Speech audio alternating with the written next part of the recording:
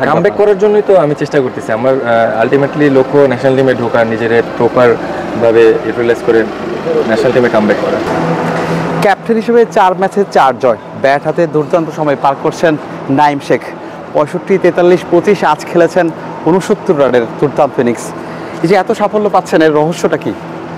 না আসলে যেটা আমি প্র্যাকটিস করছি ওই জিনিসগুলি মাঠে অ্যাপ্লাই করার চেষ্টা করছি অ্যাজ এ ব্যাটসম্যান। আর টিম ওয়াইজ আমার টিম বোলাররা খুবই হেল্প করতেছে, চেষ্টা করতেছি মাঠ নিজের পারফরমেন্সটা মাঠে প্রপার দেওয়ার জন্য, ওদের কাছ থেকেও বের করে নেওয়ার জন্য, এই জন্য সাকসেস হচ্ছে।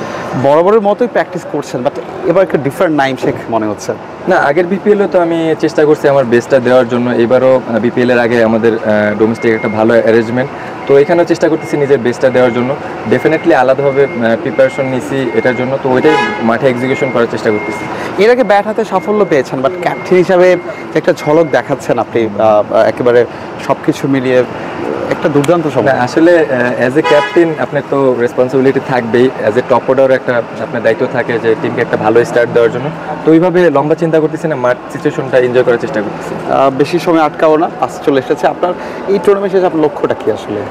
As a top order top স্কোরারই থাকতে পারলে ভালো লাগবে, চেষ্টা থাকবে ম্যাচ বাই ম্যাচ ভালো খেলার জন্য, ওইভাবে লম্বা বেশি চিন্তা করতেছি না। একটু লম্বা সময় পর জাতীয় দলের বাইরে আছেন, এখন কম্পিটিশনটা বেশি, বা টপ অর্ডার ব্যাটারও যে খুব ভালো করছে সেটাও কিন্তু বলা যাচ্ছে না। নিশ্চয়ই একটা লক্ষ্য কামব্যাক করার জন্যই তো আমি চেষ্টা করতেছি। আমার আলটিমেটলি লক্ষ্য ন্যাশনাল টিমে ঢোকা, নিজের প্রপার ভাবে ইউটিলাইজ করে ন্যাশনাল টিমে কামব্যাক করা।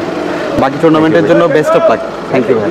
Double million offer, Walton fridge কিনে পেতে পারেন 20 লক্ষ টাকা, রয়েছে কোটি কোটি টাকার নিশ্চিত উপহার।